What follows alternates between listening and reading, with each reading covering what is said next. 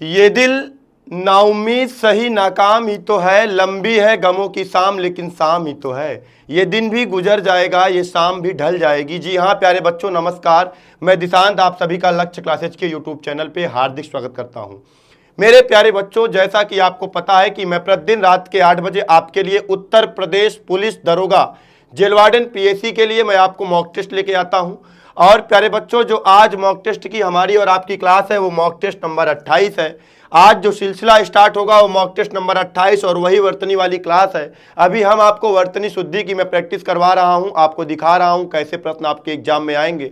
और लल्ला आपको जानकारी के लिए बता दूं कि जो भी बच्चे इस क्लास को अटेंड कर रहे हैं, जो भी बच्चे इस क्लास को लेके जाएंगे, हम आपको दिखाएंगे एक एक प्रश्न आपके एग्जाम में यहीं से छप के आएंगे। आप देखिएगा लल्ला। इसीलिए एक बार वीडियो को स्टार्ट करने से पहले हम आपसे गुजारिश करेंगे, रिक्वेस्ट करेंगे और निवेदन करेंगे कि एक बार वीडियो को आप दमदारी के साथ शेयर कर दीजिए। अपने हर साथी, हर दोस्त, हर सगे संबंधी, अनुज, अग्रज, छोटे बड़े भाई बहन, इत्र मित्र को बता दीजिए।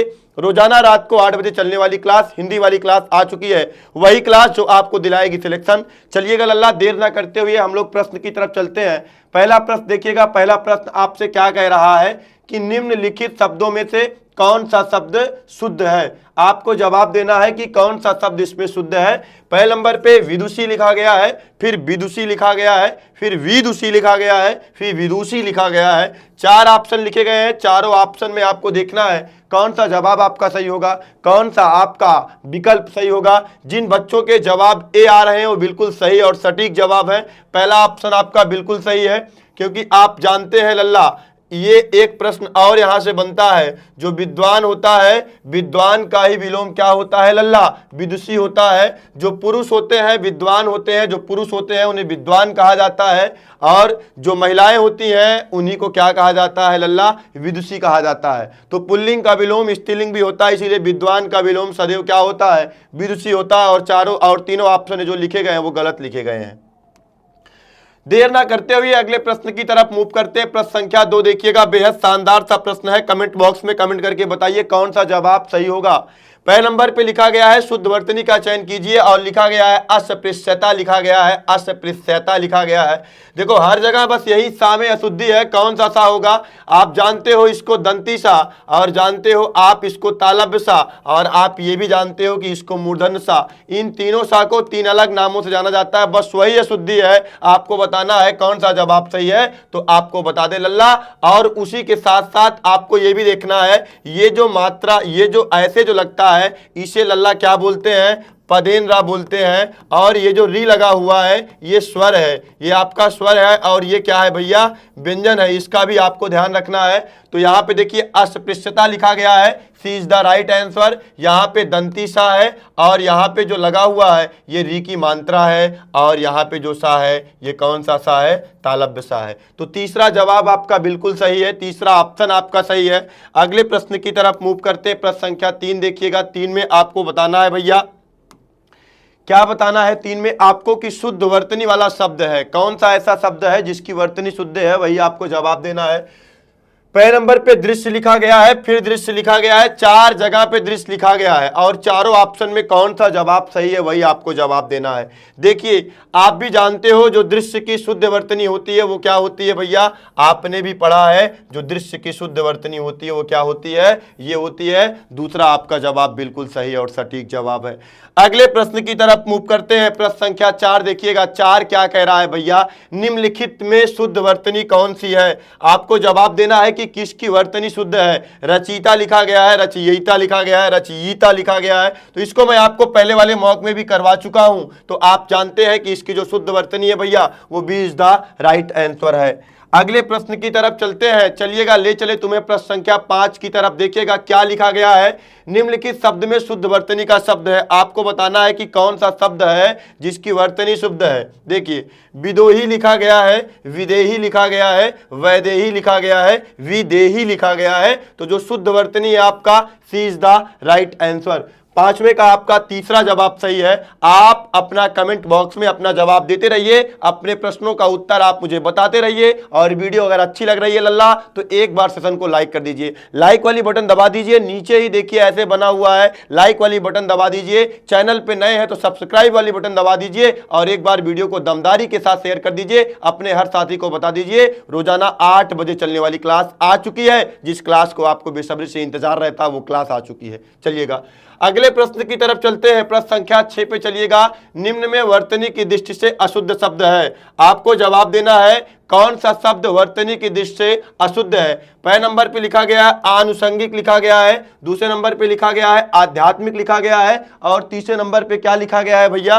एक बार लाइट थोड़ा सा ट्रिप हो गई है, लेकिन आप मेरे साथ बने रहिएगा, तुरंत आपको हम लेके आते हैं, उसी प्रश्न पे लेके आते हैं भैया। 2 मिनट के लिए मैं आपसे गुजारिश करूंगा कि आप वीडियो पे बने रहिए और तब तक आप वीडियो को शेयर कर दीजिए, अपने हर साथी को बता दीजिए, अपने हर दोस्त को बता दीजिए, अपने हर सगे संबंधी को बता दीजिए कि उत्तर प्रदेश पुलिस दरोगा जेल वार्डन और पीएसी की जो एग्जाम होने वाला है उसके लिए एक प्रैक्टिस का सेशन आता है जो प्रतिदिन रात को 8 बजे आता है। और आज जो क्लास का नंबर है वो क्लास नंबर 28 है भैया, 28 नंबर की क्लास है। ये क्लास ऐसे ही अनवरत आपको टॉपिक वाइज प्रत्येक प्रश्नों का आपको सॉल्व कराएंगे लल्ला, जो आपके एग्जाम में आने वाले हैं, जो आपके एग्जाम के लिए बेहद महत्वपूर्ण है, बहुत आवश्यक है। ये क्लास जो मैं आपके लिए प्रतिदिन रात को 8 बजे लेके आता हूँ, ये क्लास बहुत लाभकारी सिद्ध होगी, आपके लिए बहुत लाभकारी सिद्ध होगी। जो बच्चा इस क्लास को पूरा पढ़ के जाएगा, वो बच्चा एग्जाम के दिन जब एग्जाम से बाहर निकलेगा तब उसको पता चलेगा कि आखिर इस क्लास की खासियत क्या है। तो बने रहिएगा हमारे साथ भैया, हम आपको तुरंत लेके आते हैं, उसी प्रश्न पे लेके आते हैं। थोड़ा सा लाइट ट्रिप हुई जिसके लिए हमें खेद है लल्ला, लेकिन ये जानते हो कि ये हमारे और तुम्हारे बस में नहीं है चीज़ें, तो थोड़ा बहुत चीज़ें गड़बड़ हो सकती हैं, लेकिन उस समय आपको हमारा साथ देना है, साथ छोड़ के नहीं जाना है लल्ला, साथ देना है। बताओ कौन से नंबर की हम प्रैक्टिस कर रहे थे, क्या आप मुझे बताओगे लल्ला कौन सा नंबर है। 4 कर चुके थे और 5 भी हमें लगता है लल्ला हम लोग कैच कर चुके थे। हाँ, क्वेश्चन नंबर 6 की हम लोग प्रैक्टिस कर रहे थे। इसमें देखिएगा लिखा गया है, आपको जवाब देना है निम्न में वर्तनी की दृष्टि से अशुद्ध शब्द है।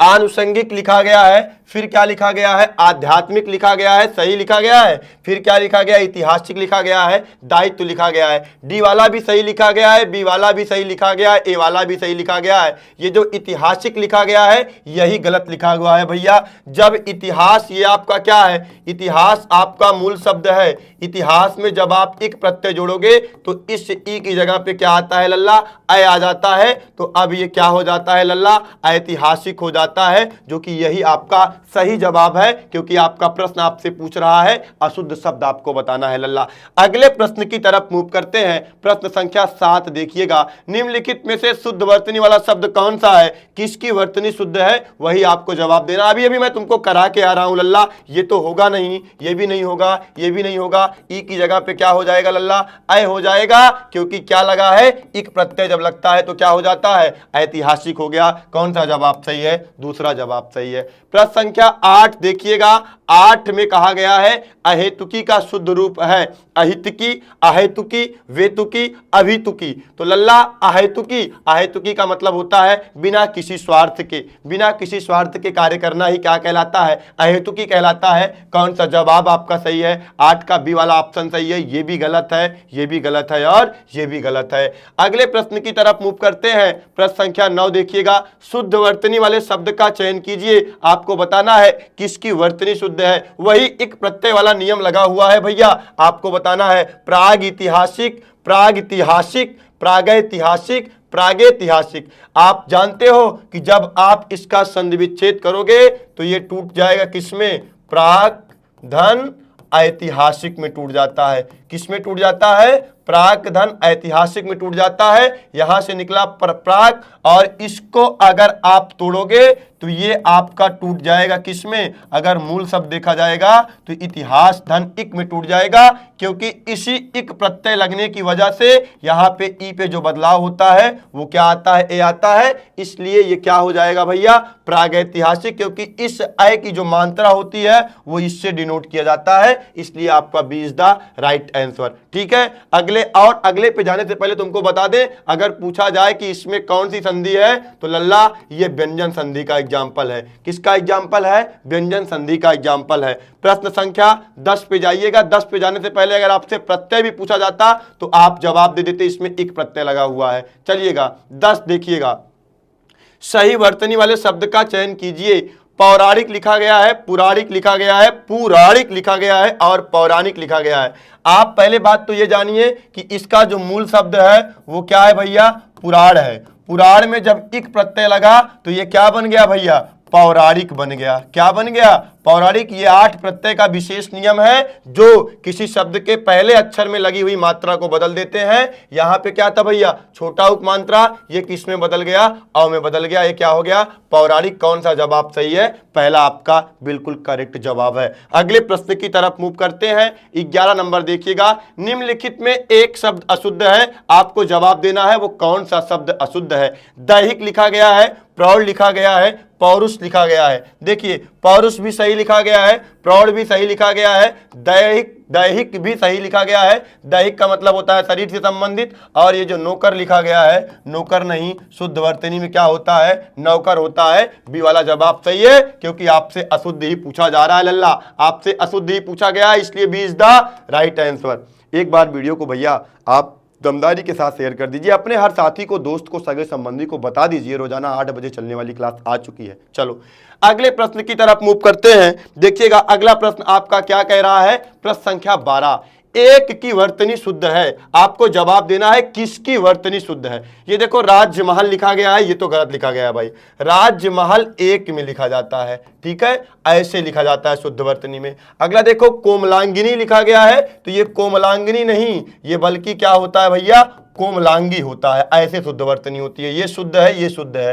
अगला निरोग लिखा गया है, ये निरोग ऐसे नहीं, ऐसे लिखा जाता है। इसका संधि विच्छेद करोगे तो आता है निर्धन रोग आता है भैया। क्या आता है, निर्धन रोग आता है। तो ये भी अशुद्ध है, ये भी अशुद्ध है और ये भी अशुद्ध है। अच्छौड़ी, इसका संधि विच्छेद करोगे तो अच्छ धन ऊहिणी, ये भैया आपका अपवाद है, गुण संधि का अपवाद है, अपवाद की संधि है। D is the right answer. अगले प्रश्न की तरफ मूव करते हैं। 13 देखिएगा, 13 आपसे क्या कह रहा है लल्ला, आपको जवाब क्या देना है, शुद्ध वर्तनी युक्त शब्द का चयन करें, किसकी वर्तनी शुद्ध है। देखिए उद्योगिक लिखा गया है, औद्योगिक लिखा गया है, उद्योगिक लिखा गया है, औद्योगिक लिखा गया है। तो आपको बता दें इसका जो मूल शब्द है लल्ला, जो सही वर्तनी है वो औद्योगिक है। और क्यों सही है, ये लल्ला उद्योग से ही मिलके बना हुआ है, उद्योग इसका मूल शब्द है। और जब इसमें इक प्रत्यय आया तो इक प्रत्यय जिस शब्द में जुड़ता है वो उसके शब्द के पहले स्वर को, उस शब्द के पहले अक्षर में लगे हुए स्वर को बदल देता है। तो पहले यहां पे लल्ला ऊ ही मिल रहा है, ये ऊ जो बदल जाएगा किस में बदल जाएगा, अ में बदल जाएगा। और ये क्या हो जाएगा, औ दो गा पहले से था और इक प्रत्यय यहां पे आके लग जाएगा, तो ये क्या हो जाएगा लल्ला, औद्योगिक हो जाएगा। B is the right answer. अगले प्रश्न की तरफ मूव करते हैं। प्रश्न संख्या 14 देखिएगा, इनमें से वर्तनी की दृष्टि से शुद्ध है, शुद्ध शब्द है, आपको जवाब देना है कौन सा शब्द वर्तनी की दृष्टि से शुद्ध है। भैया कौशल्या तो लिखा ही नहीं जाता है, कैसल्या तो होता ही नहीं लल्ला, कौशल्या भी नहीं होता है, होता क्या है, कौशल्या होता है। D is the right answer. बहुत लाजवाब सा, साधारण सा, आसान सा प्रश्न है। प्रश्न बस थोड़ा सा माइनर आपको देखना है, थोड़ी थोड़ी कमियां हैं उन्हीं को आपको शुद्ध करना है। ऐसे ही प्रश्न आपके एग्जाम में आएंगे। देखिएगा प्रश्न संख्या 15, इनमें से कौन से शुद्ध वर्तनी है, आपको जवाब देना है इसमें किसकी वर्तनी शुद्ध है। देखो पौरुष लिखा गया है, पौरुष लिखा गया है, देखो दंती सा भैया होता ही नहीं है, खा भी नहीं होता है, तो कौन सा जवाब सही होगा आपका, 15 का ए वाला जवाब सही है। चलिएगा अगले प्रश्न की तरफ मूव करते हैं। प्रश्न संख्या 16 देखिएगा भैया, 16 क्या लिखा गया है, निम्नलिखित में से शुद्ध शब्द कौन सा है, आपको जवाब देना है कि कौन सा शब्द शुद्ध है। देखिए वांछनीय लिखा गया है, फिर वांछनीय लिखा गया है। देखिए यहाँ पे जो छा है भैया और यहाँ पे जो छा है, ये दोनों तो आप ऐसे गलत काट दो, इसमें होता ही नहीं है। फिर वांछनीय, फिर देखो यहाँ वंचनीय लिखा गया है, तो ये भी नहीं होगा। कौन सा जवाब सही है आपका? 16 का पहला जवाब सही है। खटाखट अपना आंसर आप कमेंट बॉक्स में देते रहिए भैया। एक एक प्रश्न आपके लिए बेहद महत्वपूर्ण है। बहुत चुनिंदा प्रश्नों को लेकर मैं आपके समक्ष उपस्थित होता हूं। ये प्रश्न आपके एग्जाम के लिए बहुत कारगर साबित होंगे।